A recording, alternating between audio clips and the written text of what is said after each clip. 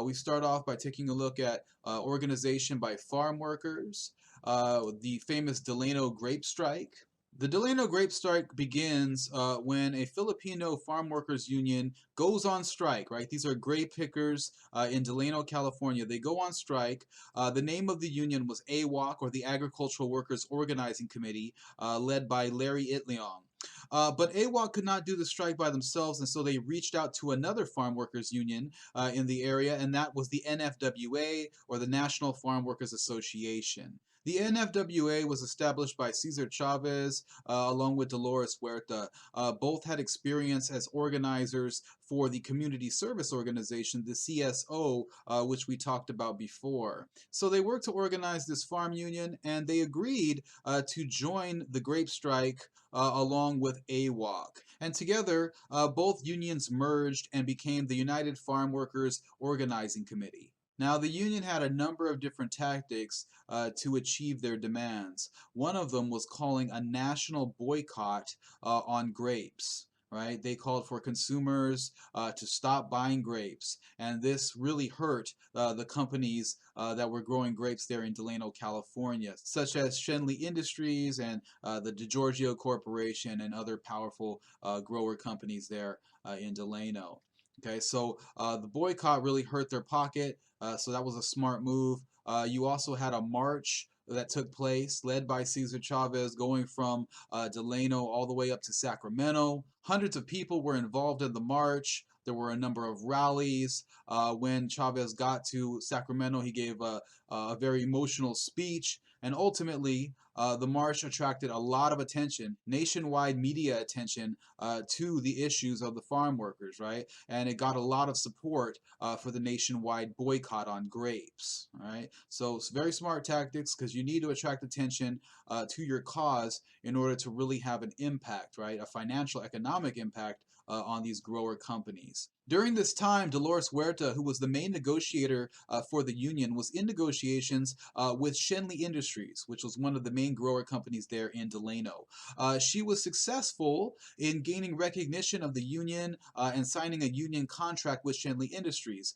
This information was relayed to Cesar Chavez, and he mentioned it during his speech in Sacramento at the end of the march. And so this, along with the national boycott, gained a lot of attention for the union and their cause, and gave them a lot of momentum going forward as they pressured other grower companies to give in to their demands. The DiGiorgio company, another powerful grower company there in the area, eventually agreed to have elections for a union amongst the farm workers that worked for them.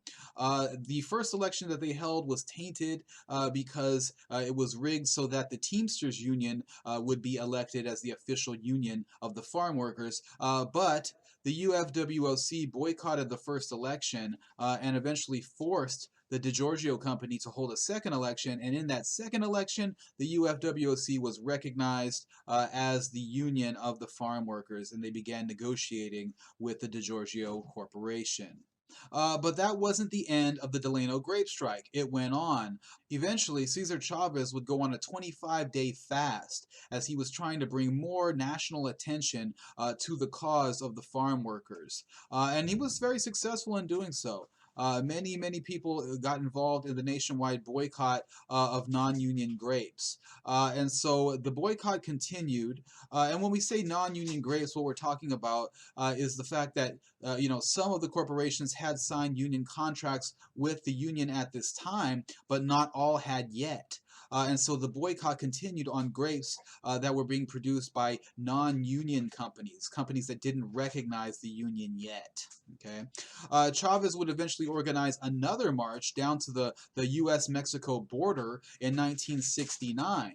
And the point of this march was to protest the use of Mexican migrant workers who were replacing the union workers during the strike, right? It's not like the companies completely stopped working. The companies continued and they were using Mexican migrants in order to pick the grapes during this time, right? And so Chavez and the union were protesting against the use of Mexican migrants. That's why they had another march in 1969.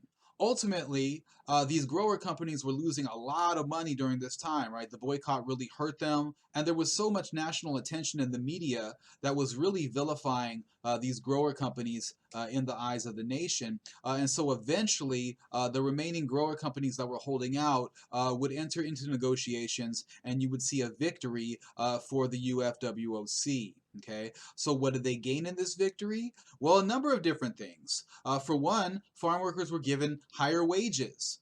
They got health benefits, right? Which is a huge victory at this time. Disability insurance was another thing, pension plans, and eventually they were able to ban a number of dangerous pesticides that farm workers were exposed to on a daily basis, such as DDT. And so ultimately, the strike lasted for a number of years, but it was successful in gaining a lot of rights for farm workers.